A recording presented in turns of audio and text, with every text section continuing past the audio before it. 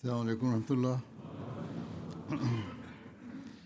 أشهد أن لا إله إلا الله وحده لا شريك له وأشهد أن محمدا عبده ورسوله. أما بعد فأعوذ بالله من الشيطان الرجيم. بسم الله الرحمن الرحيم.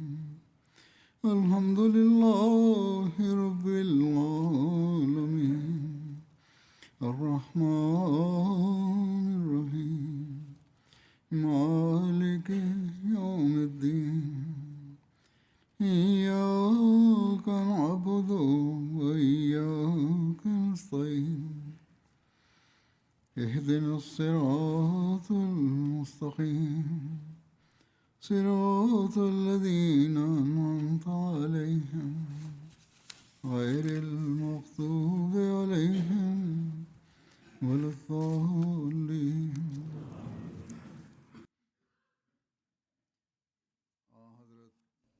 Pada khutbah yang lalu telah disampaikan mengenai teladan mulia Hadrat Rasulullah SAW berkaitan dengan standar kejujuran yang tinggi dan nasihat serta bimbingan bagi orang-orang beriman.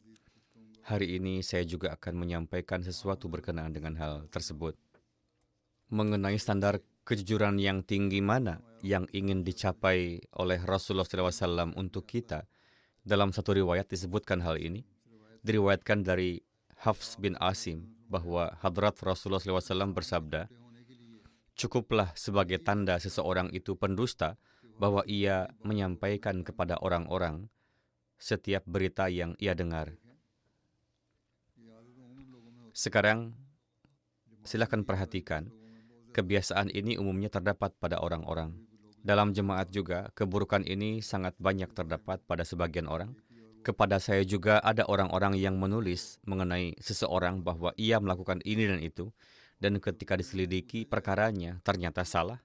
Dan ketika ditanyakan kepada si penulis surat, siapa yang mengatakan kepada Anda hal ini? Itu tidaklah benar.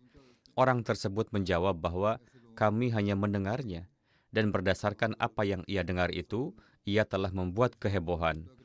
Orang-orang seperti ini seharusnya merenungkan bahwa Hadrat Rasulullah SAW telah menyatakan orang-orang yang melakukan perbuatan demikian sebagai pendusta. Kemudian dalam satu riwayat disebutkan, Hadrat Aisyah bersabda bahwa tidak ada sifat yang lebih dibenci oleh para sahabat Rasulullah SAW lebih daripada dusta. Jika seseorang berbohong di hadapan Rasulullah SAW, maka hal itu tetap tinggal di hati beliau SAW. Beliau mengetahui bahwa ia telah berdusta dan dengan sangat sedih beliau merasakannya dan menyimpannya di dalam hati hingga beliau mengetahui bahwa orang itu telah bertobat darinya, telah memperbaiki diri dan telah sepenuhnya mulai menjauhi berbohong.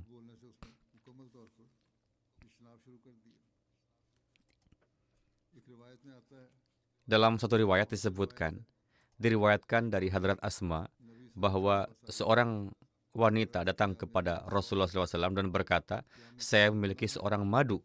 Apakah ada dosa bagi saya? Yakni suami saya memiliki istri lain.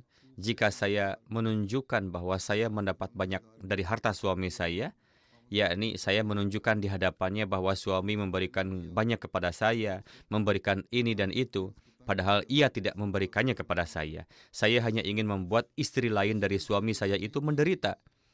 Rasulullah SAW bersabda, orang yang menunjukkan bahwa ia puas dengan sesuatu yang tidak diberikan kepadanya adalah seperti orang yang mengenakan dua pakaian dusta,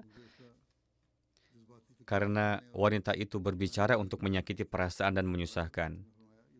Alhasil, Rasulullah bersabda, ini adalah perbuatan yang sama sekali salah. Dalam penjelasannya disebutkan bahwa kata pakaian di sini digunakan sebagai perumpamaan. Maknanya adalah bahwa orang itu adalah orang yang menggunakan dusta dan tipu daya. Ia telah mengenakan dua pakaian dusta, satu ia kenakan dan yang lain ia jadikan kain pinggang, yakni ia ikat di bawah. Artinya, dari kepala hingga kaki ia adalah pendusta. Maka dengan sangat teliti, Rasulullah menasihatkan para pengikut beliau untuk menghindari dusta. Dalam sebuah riwayat diriwayatkan dari Hadrat Abdullah bin Amr, Rasulullah SAW bersabda, ada 4 sifat yang jika seseorang memilikinya, maka ia adalah munafik sejati. Dan siapa yang memiliki salah satu dari sifat-sifat tersebut, maka pada dirinya terdapat satu sifat kemunafikan sampai ia meninggalkannya. Pertama, jika suatu amanat diamanatkan kepadanya, ia berkhianat. Kedua, ketika ia berbicara, ia berdusta. Ketiga, ketika ia berjanji, mengingkarinya. Keempat, ketika ia bertengkar, mencaci maki. Semua hal ini adalah hal-hal yang dengan cara tertentu, baik secara langsung maupun tidak langsung, membawa kepada dusta, atau dusta terungkap darinya. Maka kelemahan-kelemahan akhlak ini adalah tanda-tanda kemunafikan. Sekarang dengan mengingat hal ini, kita harus mengevaluasi diri kita sendiri sampai sejauh mana kelemahan-kelemahan ini ada pada diri kita. Karena hal-hal ini kemudian membawa kepada kemunafikan dan seseorang tidak pernah suka disebut munafik. Kemudian mengenai orang-orang yang menyebarkan hal-hal yang salah, Rasulullah telah memberi peringatan yang sangat keras. Dalam sebuah riwayat disebutkan, Hadrat Samurah bin Jundub berkata, Rasulullah SAW sering bertanya kepada para sahabatnya, apakah ada di antara kalian yang melihat mimpi?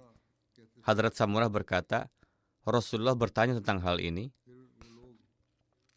Kemudian mereka lebih lanjut menceritakan bahwa ketika Rasulullah SAW bertanya kepada orang-orang, maka orang-orang yang Allah menghendaki mereka untuk menceritakannya, mereka menceritakannya kepada Rasulullah, yakni mereka yang telah melihat suatu mimpi, maka mereka menceritakannya. Suatu pagi Rasulullah bersabda, yakni ini berkenaan dengan diri beliau sendiri. Beliau bersabda bahwa tadi malam saya telah melihat pemandangan ini, bahwa 2 orang mendatangi saya, mereka membangunkan saya dan berkata kepada saya, mari. Saya berjalan bersama mereka dan kami mendatangi seseorang yang berbaring tengkurap dan ada orang lain yang berdiri di sampingnya sambil membawa pengait besi. Semacam pengait seperti tang yang ia bawa dan dia mengarahkan pada salah satu sisi mulutnya lalu membelah pipinya hingga tengkuknya dan lubang hidungnya juga hingga tengkuknya, matanya juga hingga tengkuknya, yakni dia membelah seluruh wajahnya dari satu sisi. Setelah itu dia berpindah dari sana menuju pipi yang lain. Pertama dia melakukan pada sisi kanan, kemudian pada sisi kiri dia melakukan hal yang sama seperti yang dia lakukan pada pipi pertama wajahnya. Dengan cara seperti ini, belum selesai dia melakukannya, sisi yang pertama sudah menjadi baik dan sehat kembali seperti semula, yang sebelumnya dia belah. Kemudian dia mendatanginya dan melakukan hal yang sama lagi, kemudian membelahnya lagi dengan cara yang sama. Karena sisi yang pertama telah kembali seperti semula. Rasulullah bersabda, saya berkata, Subhanallah. Rasulullah bersabda, Subhanallah. Siapakah orang-orang ini? Maka keduanya berkata kepada saya, dengarlah, kami akan memberitahukan kepadamu hakikat yang sebenarnya. Orang yang kamu datangi itu, pipinya hingga tengkuknya, lubang hidungnya juga hingga tengkuknya, dan matanya juga hingga tengkuknya dibelah, maka dia adalah orang yang keluar dari rumahnya pada pagi hari dan membuat-buat suatu kebohongan yang tersebar ke segala penjuru. Orang yang menyebarkan desas-desus dan berbicara hal-hal yang salah tentang orang lain. Sebagian orang berbicara tentang sebagian hal hanya untuk kesenangan lidah mereka atau untuk bersenang-senang, dan kadang-kadang pembicaraan sedang terjadi untuk membuat seseorang terkenal buruk dalam masyarakat. Dalam keadaan apapun, mereka sedang berbicara untuk menyebabkan kerugian. Maka orang-orang seperti itu harus selalu mengingat bahwa ini harus dipertanggungjawabkan. Allah Ta'ala mencengkeramnya. Dia memberikan hukuman atasnya. Maka ini adalah tempat yang sangat menakutkan dan sangat membutuhkan istighfar. Terdapat sebuah riwayat dari Abdullah bin Harith. Dia telah menyampaikan riwayat ini dari Hadrat Hakim bin Hizam. Dia berkata, Rasulullah SAW bersabda, penjual dan pembeli, keduanya memiliki hak untuk membatalkan jual beli, yaitu mereka memiliki hak untuk mengakhiri transaksi apapun yang telah mereka lakukan selama mereka belum berpisah. Ketika mereka bersama-sama, sampai saat itu hal tersebut dapat terjadi. Tetapi ketika mereka telah berpisah, pada saat itu tidak. Atau beliau bersabda, sampai saat mereka berpisah. Jika keduanya berlaku jujur dan berbicara dengan terus terang, maka dalam jual beli mereka berdua akan diberikan keberkahan. Dan jika keduanya menyembunyikan dan berbohong, maka keberkahan jual beli mereka akan hilang. Banyak perselisihan bisnis terjadi karena perkataan-perkataan yang berdasarkan kebohongan, dan Allah Ta'ala kemudian tidak memberikan keberkahan dalam perkataan dan bisnis orang-orang seperti itu. Di dunia, kerugian apa yang harus mereka tanggung? Mereka menanggungnya. Di sisi Allah Ta'ala juga mereka menjadi berdosa dan mendapat hukuman.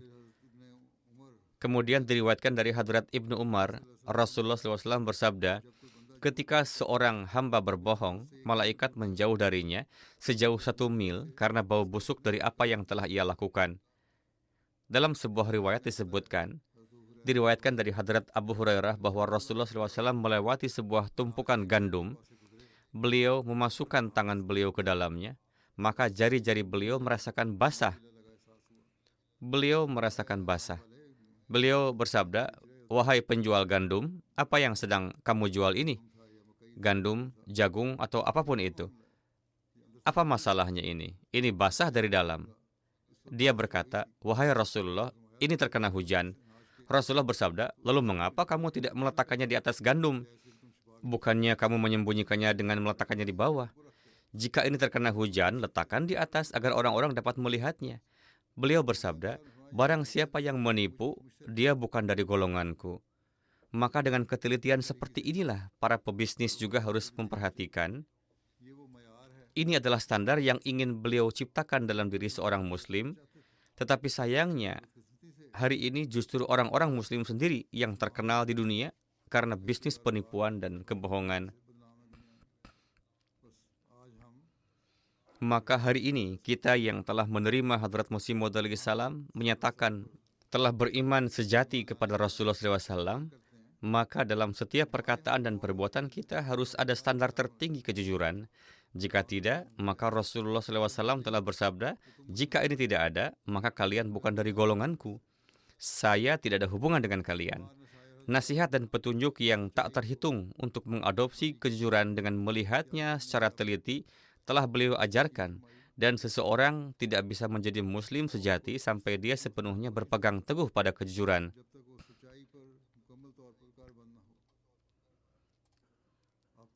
Sekarang saya akan sajikan beberapa hal mengenai sirat kehidupan beliau SAW. Rasulullah selalu terkenal di antara orang-orang sebagai siddiq dan amin, karena selalu berbicara benar dan paling menonjol dalam menjaga amanah dan kejujuran. Seorang penulis telah menulis bahwa Muhammad SAW diutus pada zaman jahiliyah. Sebelum beliau, tidak ada seorang pemberi peringatan pun yang datang kepada mereka, yaitu tidak ada nabi yang datang kepada kaumnya.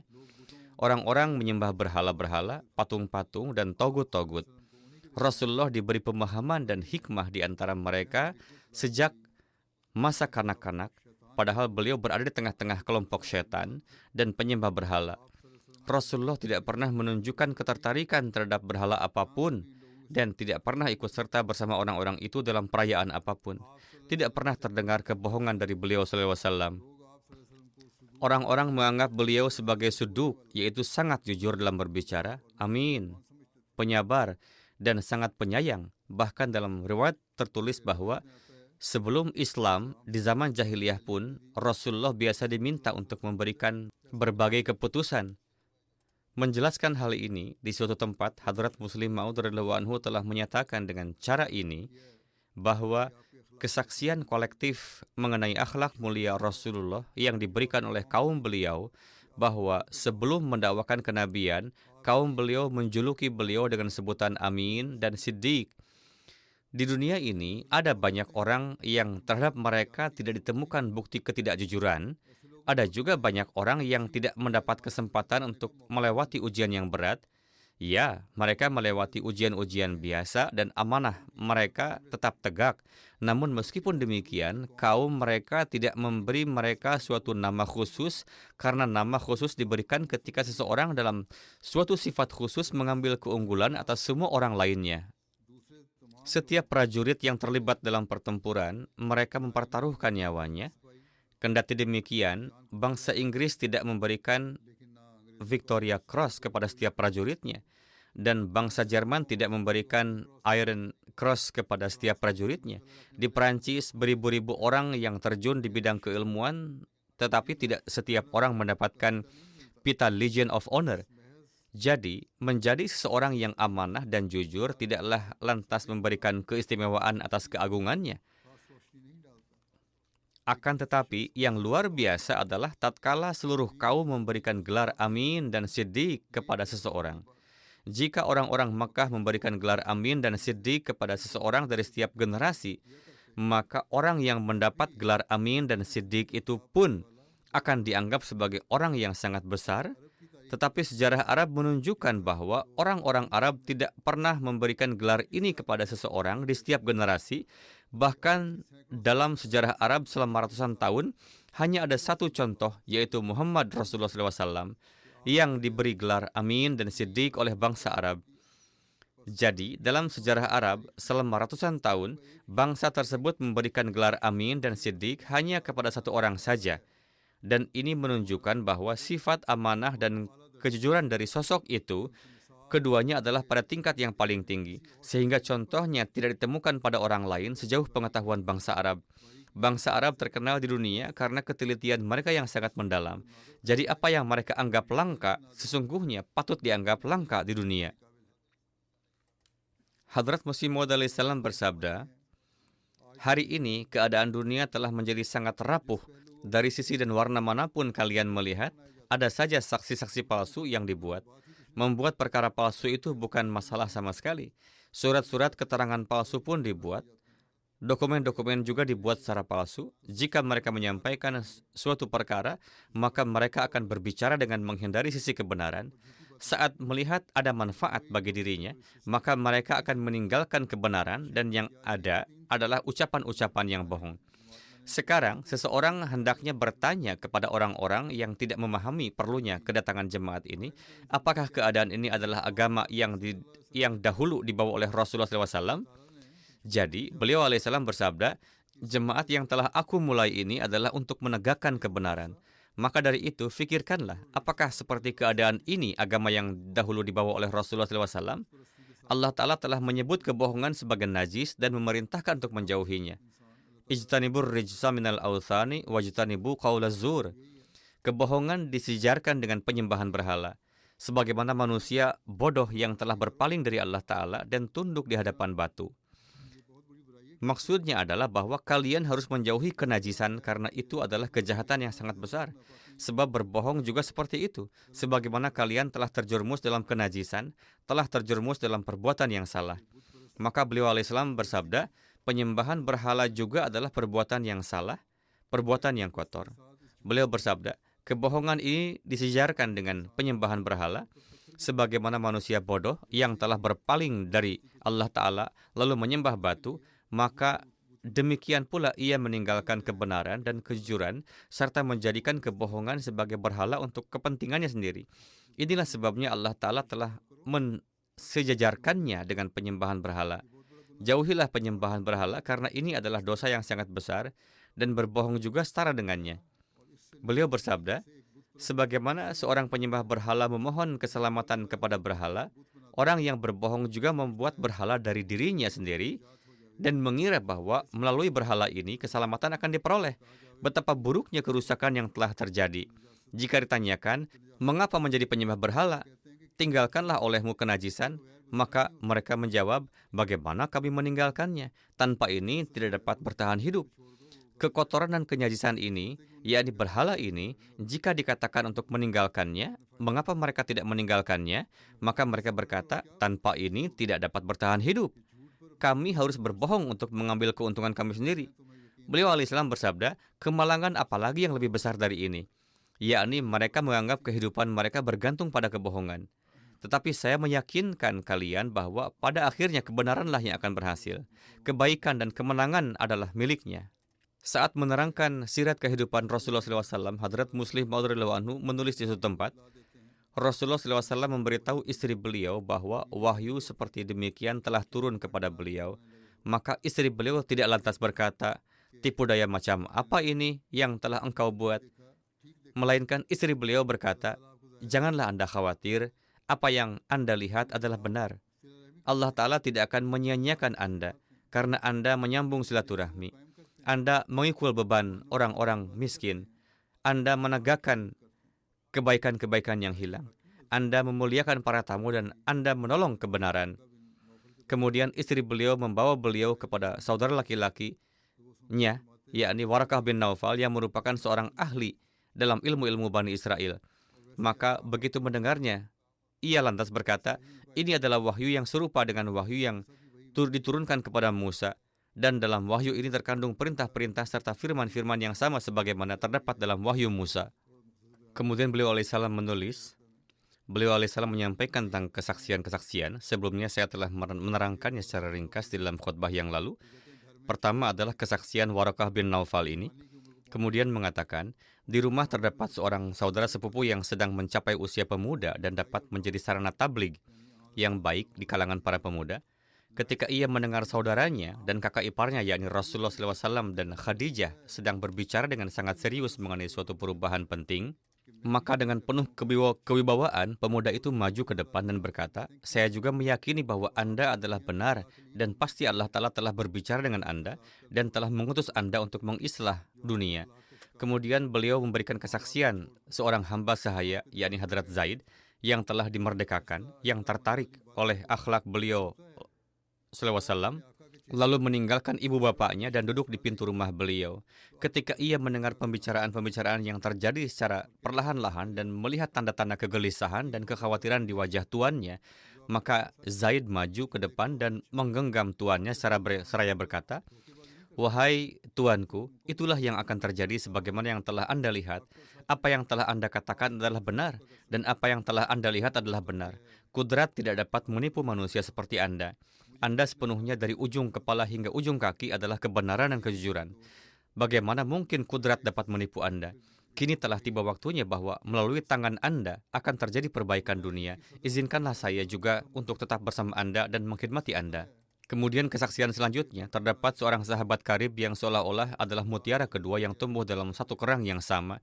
Ketika ia mendengar bahwa sahabatnya telah mulai terbang tanpa sayap dan barangkali otaknya telah terganggu, orang-orang berkata demikian, maka ia datang berlari dan membuka pintu atau meminta pintu dibukakan lalu bertanya, apakah benar apa yang saya dengar ini? Ketika beliau mulai menjelaskan di hadapannya, orang itu berkata, demi Allah, janganlah berikan dalil-dalil, hanya beritahukanlah apakah perkara-perkara ini benar. Dan ketika beliau membenarkannya, orang itu berkata, wahai sahabatku yang benar, aku beriman kepada risalah kenabian engkau. Hadrat Abu Bakar sudah hampir marah, karena dengan memberikan dalil-dalil, Anda mulai membuat iman saya menjadi meragukan. Kejujuran Anda telah saya lihat sedemikian rupa sehingga tidak ada keperluan untuk dalil-dalil. Kemudian berkata, yakni Hadrat Abu Bakar berkata, wahai sahabatku, orang yang telah melihat wajahmu, bagaimana mungkin dapat meragukan perkataanmu? Tidak ada keraguan dalam hal ini bahwa perlawanan memang seharusnya terjadi karena menurut perkataan Warakah bin Naufal, lam ya'ti rajulan qattu bimisli ma ji'ta bihi illa udiya. Yani siapapun yang membawa pesan seperti itu tidak terlepas dari perlawanan orang-orang, tetapi lihatlah pekerjaan Allah Ta'ala. Sebelum badai perlawanan itu datang, Allah Ta'ala telah menciptakan para sahabat untuk beliau. Di antara penduduk Mekah, satu-satunya ulama Bani Israel yaitu Warakah dalam serangan pertama saja sudah berlutut di hadapan beliau. Istri tercinta Khadijah begitu mendengar wahyu mulai menanggung semua kesulitan beliau. Seorang saudara laki-laki beliau yang masih belia, Hadrat Ali, yang setiap saat menyaksikan akhlak rumah tangga beliau, ia pun mulai mempersembahkan jasa-jasanya. Hamba sahaya yang telah dimerdekakan, Hadrat Zaid, yang telah melakukan pengamatan mendalam dan panjang terhadap perbuatan beliau dan perlakuan beliau terhadap orang-orang miskin, lantas bersumpah atas kebenaran beliau. Sahabat beliau sejak masa kecil, dermawan Mekah, lambang kehormatan, yakni Hadrat Abu Bakar, hanya dengan mendengar bahwa beliau telah menyatakan diri menerima wahyu, datang duduk di pintu seraya mengenakan ikatan tali penghambaan di lehernya. Penampakan kesetiaan dan ketulusan yang tiada tara ini pasti telah menimbulkan kebahagiaan yang luar biasa di hati beliau. Tetapi melihat kegemparan penduduk Mekah dan mendengar celaan mereka, beliau pasti tersenyum dan berkata, ini adalah fatwa kalian yang tidak mengenalku. Kalian yang menyebutku penyihir, tukang sihir, ini dan itu, sekarang dengarkanlah juga fatwa yang telah diberikan oleh mereka yang mengenalku, bagaimana mereka berdiri di sisi kanan dan di sisi kiriku dengan memberikan kesaksian. Hadrat Musa memohon melalui doa dan meminta seorang menteri untuk mengangkat beban.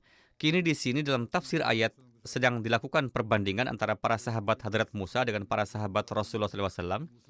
Oleh karena itu, Hadrat Masih Maud SAW telah memberikan contoh Hadrat Musa bahwa Hadrat Musa memohon melalui doa dan meminta seorang menteri untuk mengangkat beban, tetapi kepada Muhammad Rasulullah SAW, Allah Ta'ala memberikan 5 menteri tanpa diminta, dan menteri-menteri beliau adalah sedemikian rupa yang memperlihatkan keunggulan dalam meringankan beban beliau. Warakah bin Naufal memang wafat dengan cepat, tetapi meninggalkan kesaksian yang tak terhapuskan atas kebenaran beliau. Hadrat Khadijah setelah itu selama 12 tahun, meskipun seorang wanita, melakukan pekerjaan yang menjadikan mata lelaki yang paling berani sekalipun tertunduk. Hadrat Zaid setelah itu selama 20 tahun menunjukkan contoh pengorbanan yang tidak tara, dan akhirnya dengan mengalirkan darahnya di hadapan mata pedang, membuktikan bahwa bagaimana seharusnya para menteri Muhammad Rasulullah SAW. Kemudian Hadrat Abu Bakar dan Hadrat Ali bahkan setelah kewafatan beliau tetap setia dan menjadi khalifah dan memberikan bukti kementerian dalam corak yang baru. Kemudian pada suatu tempat seraya menyatakan teladan beliau SAW bersabda, di antara dalil-dalil kebenaran orang yang jujur dan benar, salah satu dalil yang sangat kuat adalah dirinya sendiri yang berseru dengan menyatakan, seraya menyapa para penentang dan pendukung, menyatakan kepada orang-orang yang tidak mengenal dan yang mengenal, menyatakan kepada orang-orang asing dan orang-orang yang mengetahui rahasia bahwa lihatlah aku, dan sebelum menyebutku pendusta, fikirkan apakah kalian dapat menyebutku pendusta? Apakah dengan menyebutku pendusta tidak akan hilang dari tangan kalian semua sarana yang dengannya kalian biasa mengetahui hakikat sesuatu? Dan apakah dengan menetapkanku sebagai pendusta tidak akan tertutup bagi kalian semua pintu yang melaluinya kalian barangkali biasa mendapatkan tujuan? Segala sesuatu di dunia ini berjalan secara berkesinambungan dan setiap hal memiliki tahapan-tahapannya sendiri. Kebaikan tidak dapat mencapai kesempurnaannya dengan meninggalkan tahapan-tahapan menengah. Demikian pula keburukan tidak dapat mencapai puncaknya dengan melompati fase-fase perantaraannya. Lalu bagaimana mungkin seseorang yang berlari ke arah barat tiba-tiba mendapati dirinya berada di ujung timur?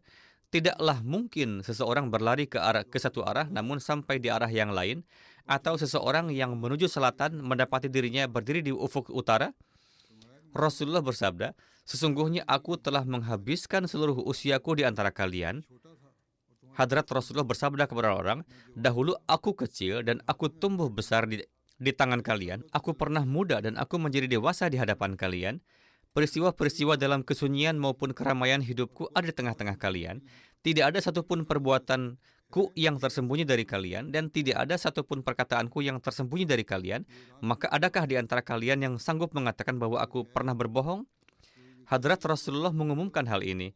Adakah seseorang yang sanggup mengatakan bahwa aku pernah berdusta, atau berbuat zalim, atau melakukan tipu daya, atau berbuat curang, atau merampas hak orang lain, atau menginginkan keagungan diri, atau berusaha mendapatkan kekuasaan? Di setiap medan kalian telah mengujiku, dan dalam setiap keadaan kalian telah mengujiku. Namun kalian selalu melihat langkahku berada di atas jalan moderasi. Kalian selalu melihatku berjalan dalam kebersehajaan dan mendapati aku bersih dari segala cacat cela. Hingga aku mendapati gelar amin dan sadik, baik dari kawan maupun lawan. Lalu bagaimana mungkin hingga kemarin petang aku adalah seorang yang amin, sadik, dan jujur, sosok yang terpaut jauh dari kebohongan, serta sangat mencintai kebenaran, bahkan kebenaran itu sendiri merasa bangga terhadapku. Dalam setiap perkataan dan urusan, kalian senantiasa mempercayaiku dan menerima setiap ucapanku. Namun, mengapa hanya dalam satu hari terjadi perubahan sedemikian rupa, sehingga aku menjadi seburuk-buruknya dan sehina-hinanya orang? Hanya karena satu klaim bahwa aku yang tidak pernah sekalipun berbohong kepada manusia, kini mulai berbohong atas nama Allah? Adakah contoh perubahan dan alih rupa yang sedemikian ekstrim ini ditemukan dalam hukum alam? Jika ini hanya masalah 1 atau 2 hari, kalian mungkin bisa berdalih bahwa aku hanya berpura-pura. Jika ini urusan 1 atau 2 tahun, kalian bisa saja berkata bahwa aku sengaja mengambil jalan ini untuk mengelabui kalian. Akan tetapi aku telah menghabiskan seluruh usiaku di antara kalian. Kalian telah melihat masa kecilku, kalian telah menyaksikan masa mudaku. dan masa menjelang usia senja pun telah lewat di depan mata kalian. Bagaimana mungkin kepura-puraan dan rekayasa sedemikian rupa dapat dilakukan dalam waktu selama itu? Bagaimana mungkin aku meletakkan kepura-puraan di masa kanak-kanak saat seseorang bahkan belum menyadari apa yang baik dan buruk bagi dirinya? Di masa muda yang sering disebut masa kegilaan, bagaimana mungkin aku menyembunyikan keadaanku dengan tipu daya? Akhirnya, pikirkanlah sejenak, kapan penipuan ini terjadi dan siapa yang melakukannya? Jika setelah merenung dan berpikir kalian tidak mendapati hidupku penuh cela dan pamrih, melainkan kalian melihatnya sebagai perwujudan kebajikan dan rupa dari kebenaran, yakni kalian melihatnya dalam wujud kejujuran, maka janganlah menyatakan malam saat kalian sedang melihat matahari. Siang telah benderang, maka janganlah katakan bahwa malam telah tiba. Segala perihalku telah jelas benderang bagaikan siang hari, maka di tengah keberadaan cahaya, janganlah kalian mengeluh tentang kegelapan. Apakah kalian memerlukan dalil-dalil lain selain jiwaku sendiri? Jiwakulah yang menjadi dalil terbesar. Selain rekam jejak perilakuku di masa lalu, apakah masih dibutuhkan hujah yang lain? Seluruh masa laluku ada di hadapan kalian, namun kalian masih saja berkata, tunjukkanlah suatu hujah. Jiwaku sendiri adalah saksi atasku, dan hidupku adalah saksi bagiku. Jika setiap orang di antara kalian mau merenung dan memeriksa hati nurani masing-masing, maka hati dan akalnya pun akan bersaksi bahwa kebenaran tegak di dalam dirinya, dan ia tegak karena kebenaran. Kejujuran bangga terhadapnya, dan ia pun bangga terhadap kejujuran. Ia tidak membutuhkan hal lain untuk membuktikan kebenarannya sendiri. Perumpamaannya adalah aftab amad dalil aftab, yakni terbitnya matahari adalah dalil bagi kebenaran matahari itu sendiri. Inilah dalil sangat kuat yang telah meresap ke dalam hati Hadrat Abu Bakar, dan inilah dalil perkasa yang akan selalu meresap ke dalam hati orang-orang yang mencintai kebenaran. Ketika Hadrat Rasulullah SAW mengumumkan pendakwaan beliau, saat itu Hadrat Abu Bakar sedang berada di rumah salah seorang kawannya.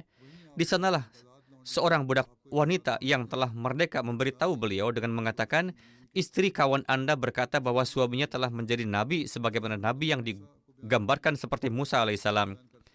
Seketika itu juga beliau bangkit dan pergi menuju rumah Hadrat Rasulullah SAW, lalu berkata, apakah benar Anda menyatakan bahwa Anda adalah utusan Allah?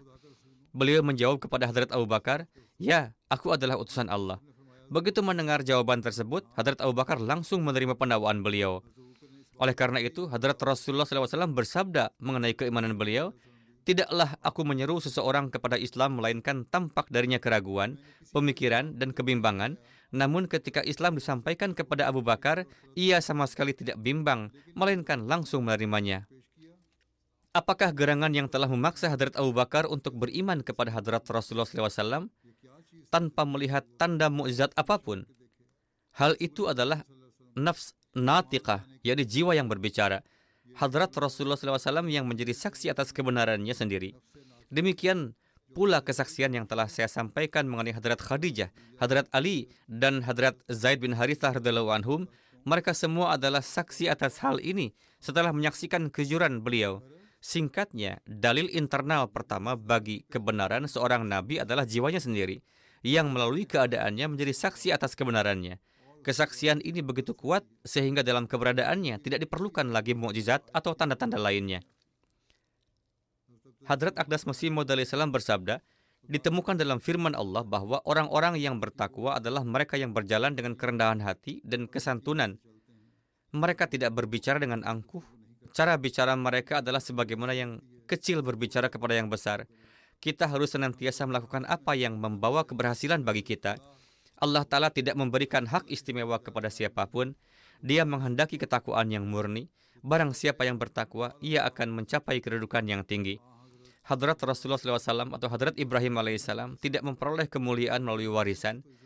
Meskipun keyakinan kita adalah bahwa ayahanda Hadrat Rasulullah SAW yang mulia, Abdullah, bukanlah seorang musyrik, perihal ini sering dipertanyakan orang-orang, dan disinilah jawabannya ditemukan bahwa keyakinan kami, ayahanda beliau bukanlah seorang musyrik, namun hal itu tidak serta-merta memberikan kenabian. Kenabian adalah karunia ilahi sebagai ganjaran atas ketulusan yang ada di dalam fitrah mereka. Ketulusan inilah yang menggerakkan karunia tersebut.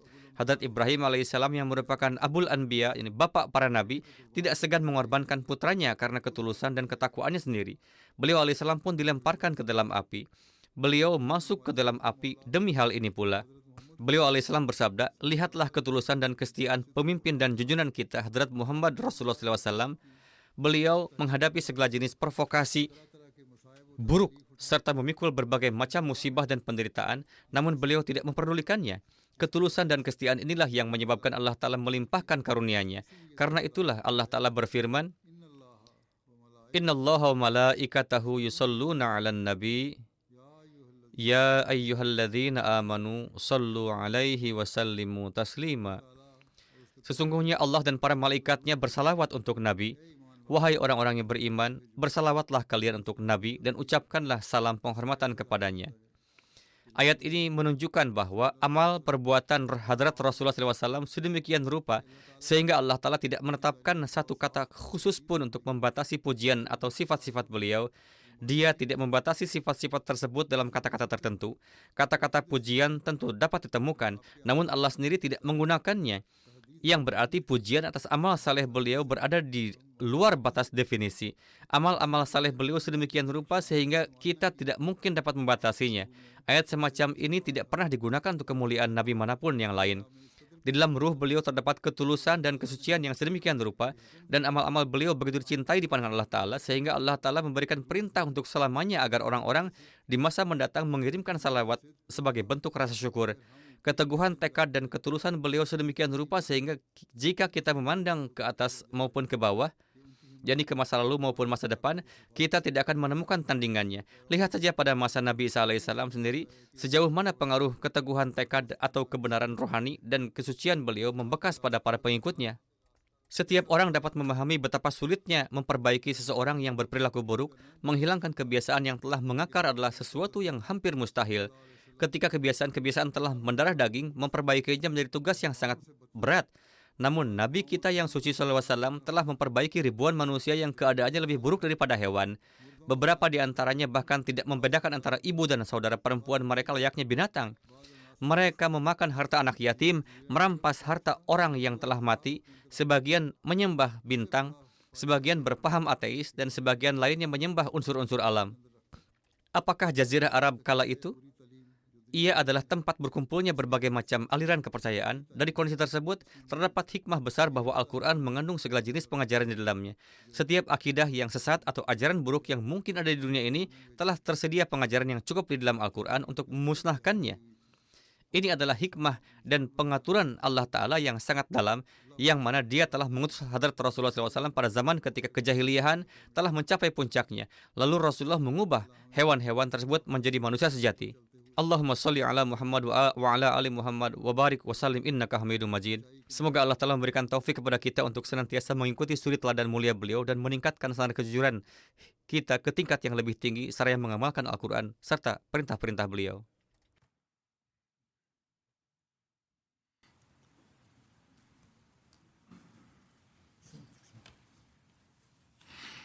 Alhamdulillah.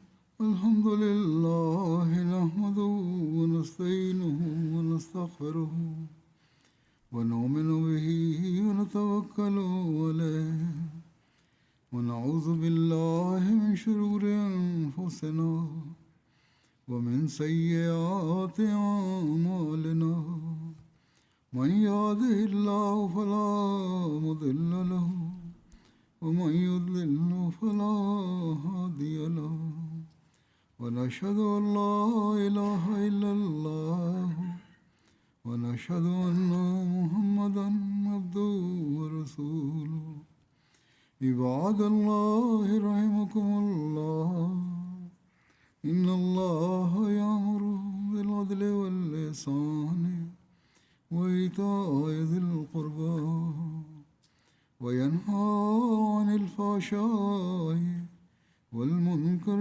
والبغي يعظكم لعلكم تذكرون اذكروا الله يذكركم وادعوه يستجب لكم ولذكر الله أكبر